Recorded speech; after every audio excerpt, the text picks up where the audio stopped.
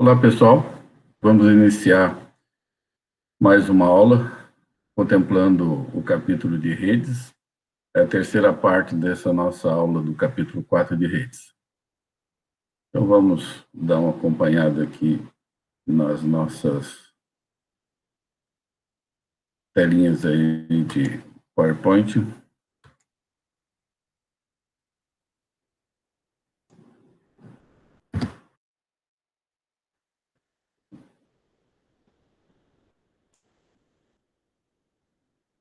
Então, nós vamos falar agora, nesse tópico 4.5, dos algoritmos de roteamento, a parte mais teórica, que vai considerar estado de enlace, ou link state, e vetor distância, ou DV, Distance Vector, e também do roteamento hierárquico. Lembrando que essa parte aqui que a gente vai ver agora é a conceituação teórica. Depois, na aula seguinte, a gente vai ver estes protocolos aqui de roteamento aplicados exatamente no ambiente de internet. Então, vamos lá. O primeiro que a gente vai olhar é o algoritmo de roteamento chamado de link state, ou estado de enlace. Então, existe um algoritmo chamado de algoritmo de Dijkstra, e ele trata de uma rotina para fazer esse roteamento, né? Ele considera os custos de enlace conhecidos ali entre os pontos, é feito através de broadcast com essa informação do estado de enlace, e todos os nós têm a mesma informação. Então, isso é um algoritmo interessante, porque ele é global. Todos os nós têm que ter a informação da rede completa, como que ela é, quantos roteadores que estão envolvidos naquele pedaço lá. Ele calcula os caminhos de menor custo, da origem até os outros nós, tem uma tabela de repasse para esse nó específico, e isso é calculado através de K interações sobre o caminho de menor custo. A gente vai ver exemplo na sequência. A notação que é usada é este C de XY, que seria o custo do enlace do nó X até o nó Y, considerando o infinito, se não tiver acesso direto, se não for vizinho direto. DV é o valor atual do custo do caminho, da origem até esse destino V. O PV é o nó predecessor ao longo do caminho, da origem até V, e N' é um conjunto de nós cujo caminho de menor custo é já conhecido. Então, vamos ver como é que a gente consegue fazer. O algoritmo, se fôssemos fazer um diagrama e um esquema lá dos comandos, né, teria essa parte aqui inicializando e depois fazendo esse loop aqui para procurar um W, né, que não esteja ainda naquele conjunto do N' e encontrar esse menor caminho. O exemplo vai ficar mais claro. Então, ó, considerando aqui esse desenho, eu tenho os roteadores U, V, X, Y, W e Z, e tenho o custo entre cada um deles. Então, para mim fazer o trajeto de U até X, o meu custo é 1. Para mim fazer o trajeto de U até V, o custo é 2. E assim por diante. Esses números representam os custos. Isso poderia ser em função de velocidade, em função de tráfego, em função de congestionamento, enfim, é um custo que eu tenho. E aí o objetivo seria sair aqui do nosso roteador U e chegar no destino aqui, que é o Z. Ou seja, o algoritmo, depois de rodar e olhar todas as interações que a gente tem, com todas as possibilidades de caminho, ele vai ter que descobrir que o menor caminho para chegar de U até Z é através de X, que tem um custo de 1, somando mais o custo aqui para chegar em Y, que vai dar 2, e aí um custo menor aqui de 2, que vai chegar em 4. Então, o menor custo que eu teria para chegar de U até Z é exatamente 4. E como é que ele calcula isso? Vamos considerar essas interações aqui. Então, se a gente considerar a execução desse algoritmo aqui, ele teria essas etapas aqui. Na inicialização, ele tem os valores aqui para U com V, U com X e U com W, considerando que eu estou partindo aqui da posição U. Então, eu coloco o meu I aqui dentro desse conjunto N', melhor, o meu U, né? E aí eu vou verificar que para chegar até o V, a distância, né? Até o V, meu custo é 2. Para chegar até o W, do U até o W, é 5.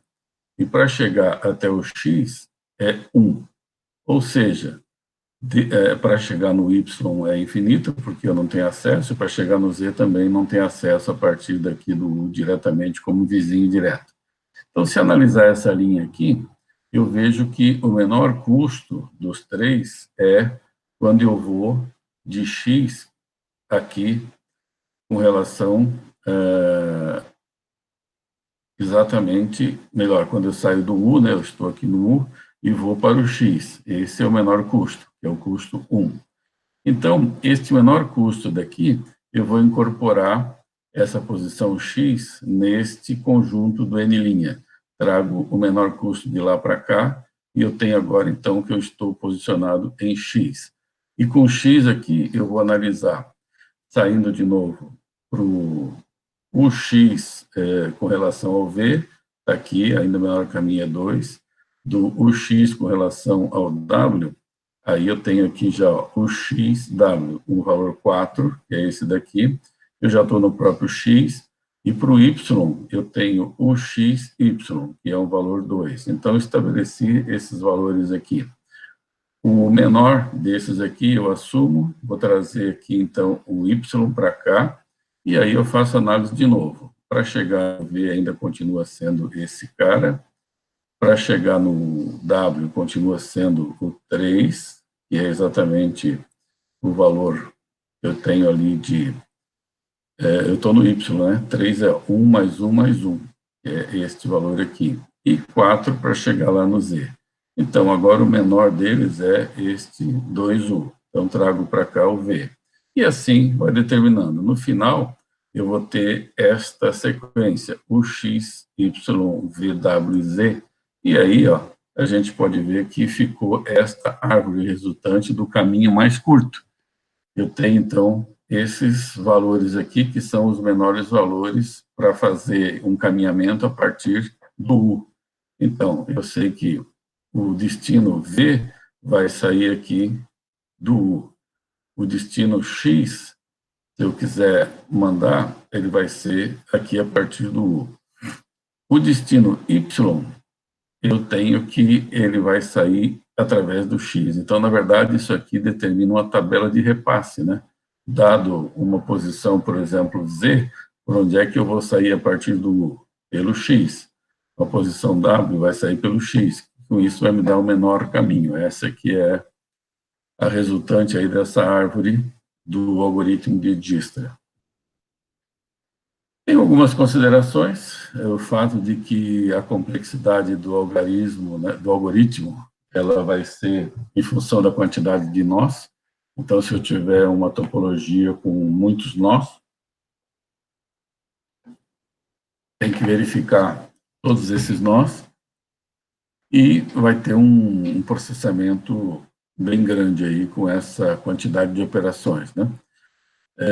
Tem algumas variações, dependendo, ele pode calcular num estado inicialmente, recalcular vai num sentido, recalcula vai no outro, então tem algumas considerações aí que dizem respeito a esse algoritmo. O importante é entender que, nesse caso, todas as tabelas, elas são calculadas localmente, mas é necessário que em cada roteador se tenha uma visão geral da rede, por isso que ele é dito de roteamento global. Tem que saber quantos roteadores estão envolvidos nessa rede. Isso inviabiliza, no caso de uma internet, porque você não pode botar todos os roteadores do mundo num mapa só para fazer esses cálculos, mas é uma forma. Se você tiver um ambiente de 3, 4 roteadores isolado, poderia usar onde os 4 roteadores têm que conhecer quais são todos os roteadores que existem nessa rede. Muito bem, vamos agora falar um pouquinho do outro algoritmo que a gente tem chamado de vetor distância, ou DV. Então, para esse algoritmo aí de vetor distância, é usado essa equação de Bellman-Ford, que define o seguinte, né? A distância de xy vai ser aquela em que tiver o custo do caminho de menor custo de x para y. Então, se eu tenho aqui um custo de x até v, e aí depois uma outra variável de dv até um determinado y, o mínimo desses custos aqui é que vai ser o valor a ser analisado aqui na distância para y, né? O mínimo vai assumir todos os vizinhos v de x, então tem que se considerar todos os vizinhos envolvidos.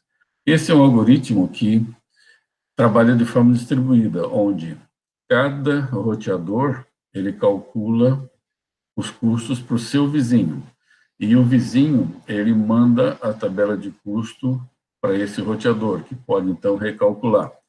Essa forma não é no estilo de visão global, como no algoritmo anterior, porque ele só tem que se preocupar com os roteadores que são conectados aos enlaces desta rede, só com seus vizinhos. Então, isso dá uma outra forma de cálculo bem dinâmica.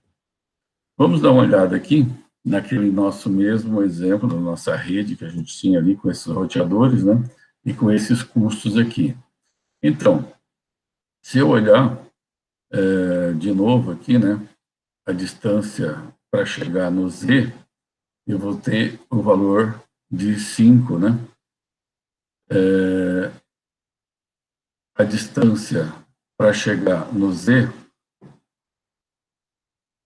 a partir de V, de X e de W.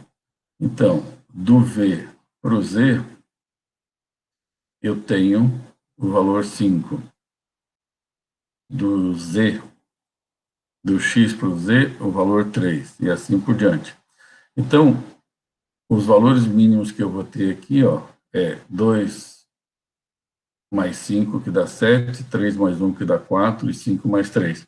O mínimo deles é esse 4, que vai corresponder exatamente esse 4 ao caminho de um x e mais a distância que eu tenho daqui até z, que são esses outros 3 aqui. Então, essa parcela aqui é que vai ser a parcela de menor valor, e é essa que eu vou usar. O nó que alcança o mínimo, né, é o próximo salto no caminho mais curto. Então, eu vou fazer a tabela de repasse com base nesse cálculo aqui. Se a gente olhar uma simulação de como funcionaria esse algoritmo, né, considerando d de x, y, a estimativa do menor custo, o nó x sabe o custo desse vizinho, o custo de x para o vizinho, né? O nó x mantém um vetor de distância, que é esse daqui. E o nó x também mantém o vetor de distância dos vizinhos. Para cada vizinho, ele vai ter um vetor de distância. Então, como que poderia ser considerado? A ideia básica, né, é que de tempos em tempos, cada um dos nós envia a estimativa dos seus vetores de distância para os vizinhos. Ele é assíncrono, de tempos em tempos manda, e quando o nó x ele recebe a nova estimativa desse vetor de distância, aí ele atualiza o seu próprio usando aquela equação que a gente já tinha comentado ali anteriormente, que é essa daqui. Tá? Vamos dar uma olhada em como que poderia ser, então. Ele é iterativo e assíncrono, ou seja, cada interação local pode ser causada ou por uma mudança de custo do enlace ou porque chegou uma mensagem do roteador vizinho. Ele é distribuído porque cada nó notifica os vizinhos apenas quando muda o seu esquema lá, quando o seu vetor muda, né? Aí ele informa os vizinhos. E em cada nó, ele espera uma mudança de custo, recalcula, e se o vetor distância tiver mudado, ele notifica os vizinhos. Então, como que seria uma representação disso? Se a gente considerar 3 roteadores e os 3 enlaces aqui, ó, x, y, z, com esses custos aqui, 2 de xy, de y para z1 e de x para z7. A tabela do nó x, ela estaria representada aqui. Ó. Então, eu posso mostrar o seguinte: de x para x, o custo é 0. De x para y, o custo é 2. X para y está aqui, o custo é 2. De x para z, o custo é 7. É isso que eu estou vendo aqui. Então, eu preenchi essa parte aqui. De y para os demais, eu não tenho essa informação inicialmente. Então, eu vou considerar infinito. De z para os demais, também vou considerar infinito. Aí a tabela do nó y, que seria essa daqui, também eu vou ter de y para x2, de y para y0 e de y para z1. Está aqui, ó, y para z1.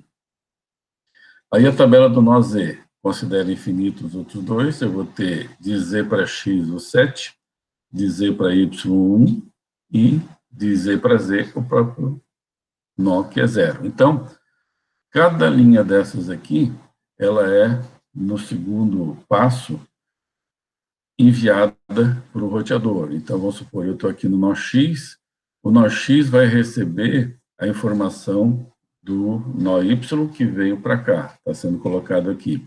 A informação do nó Z que veio para cá, está sendo colocado aqui. Só que na hora que ele recebe essas informações aqui, ele recalcula esses valores que ele tinha no primeiro momento, ele tinha 0,27. Por quê? Para ele, aqui na primeira etapa, do x para o z, ele tinha que gastar 7 do x para o z.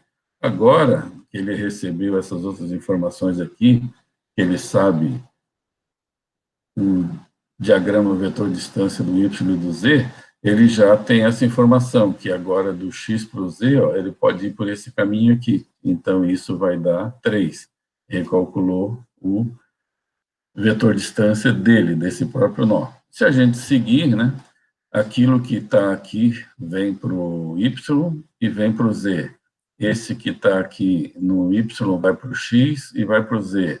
E o z que vai, então, para os dois outros, que é o y e o x. Então, refazendo isso a cada passada, né, ele vai ter essa situação aqui, porque aí o valor 0,23 ele passou aqui para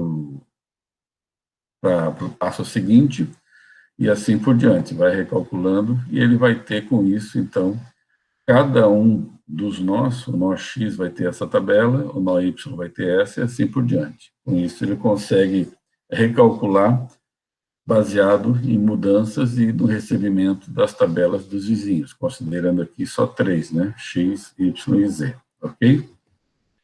Então, vetor distância, a mudança de custos do enlace pode ser quando o nó detecta uma mudança no próprio local, ou quando atualiza a informação de roteamento, que aí ele recalcula o vetor distância, e se o vetor distância mudar, ele tem que notificar os vizinhos. Então, de tempos em tempos, ele detecta a mudança, atualiza e informa os vizinhos, né? Aí, no tempo T1, lá, por exemplo, vai receber uma atualização e vai recalcular. No tempo T2, recebe a atualização e atualiza. Assim, cada um que tiver alteração na sua tabela avisa os vizinhos do lado. Mudanças de custo no enlace, boas notícias correm rápidas, más notícias correm lento. Tem 44 iterações antes que o algoritmo estabilize, seria o cálculo efetuado ali conforme está no texto. E tem ainda algumas situações de reverso que dão umas considerações ali no algoritmo que demoram um pouco mais. Comparando os dois, link state e vetor distância, a gente tem o quê? No caso do link state, o NNOS e enlaces tem uma quantidade de mensagens enviadas que é N vezes Z aqui mensagens. No vetor distância, ele troca apenas entre os vizinhos, então tem um tempo de convergência aí menor, teoricamente.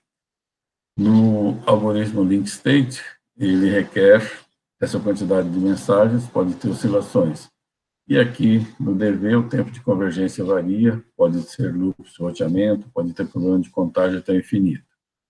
Com relação à robustez, o que acontece, né, se der defeito no roteador.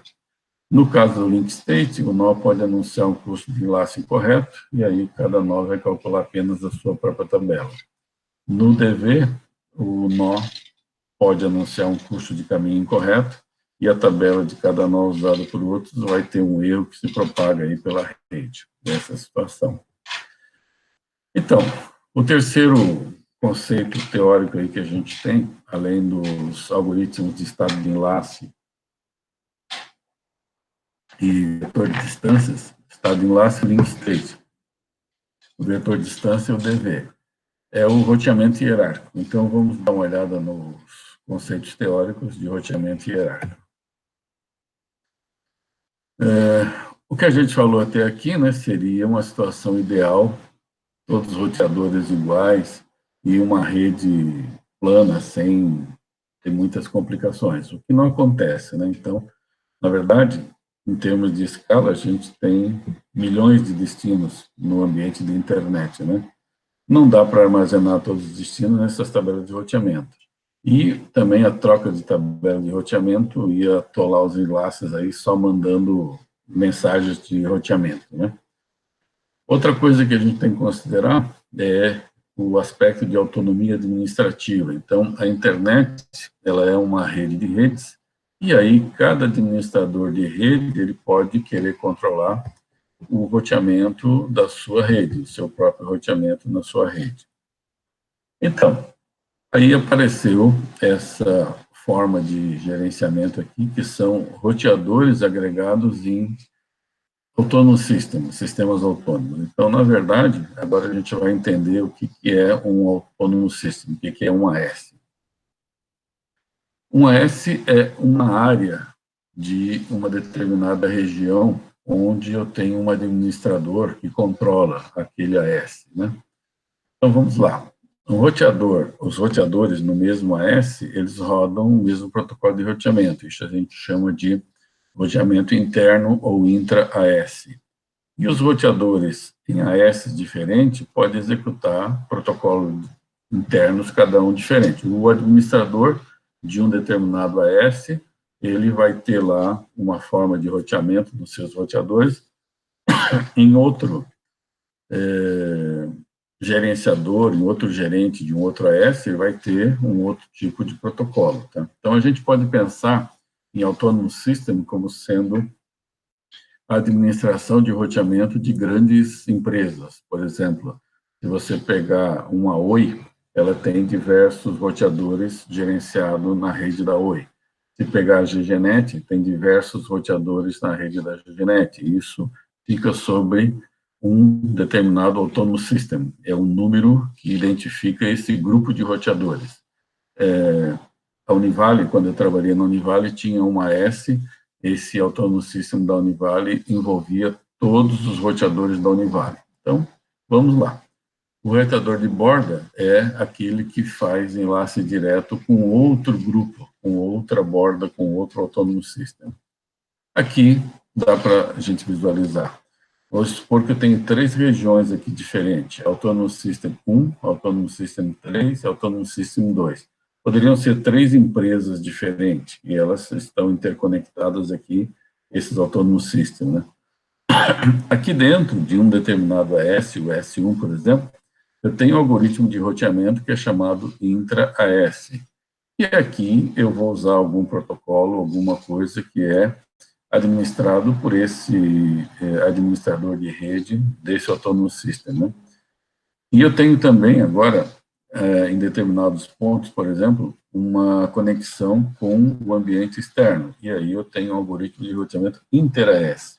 Então tem a parte interna, que é o intra, e o roteamento dele para a parte externa. E aí existe a tabela de repasse aqui para fazer esse meio de campo, né?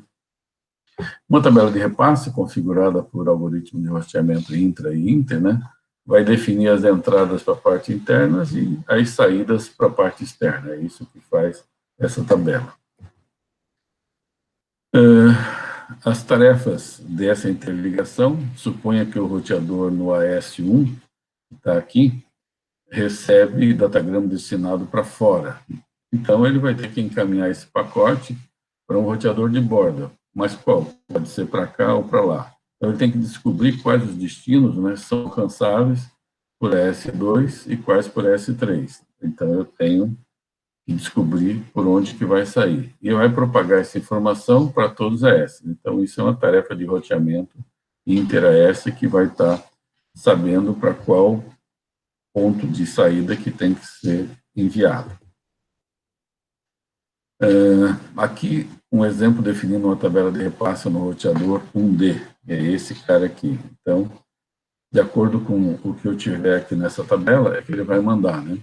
Se o AS1 descobre pelo protocolo interno que a subrede X é alcançável pelo AS3, que é esse cara aqui, Q31C, e ele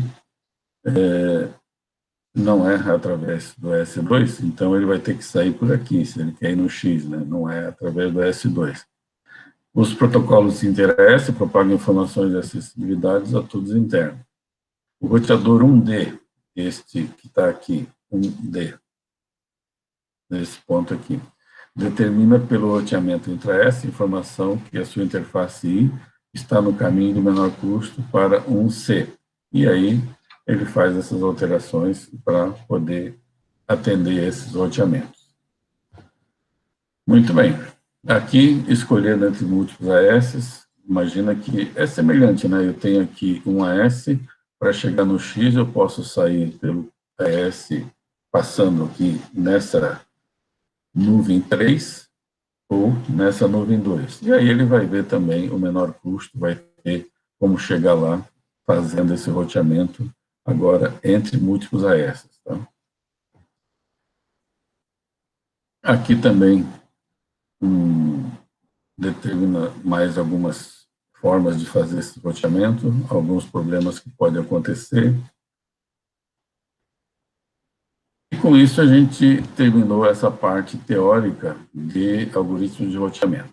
Na próxima aula a gente vai ver esses algoritmos, como que eles se aplicam no ambiente de internet.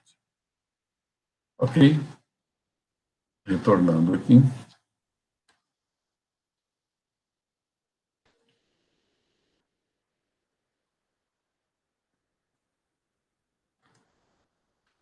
Então, como eu tinha comentado, essa é uma etapa da parte do nosso capítulo de redes, e aí, na próxima aula, a gente finaliza com o próximo tópico envolvendo a parte prática desses roteadores, desses roteamentos no nosso ambiente de internet.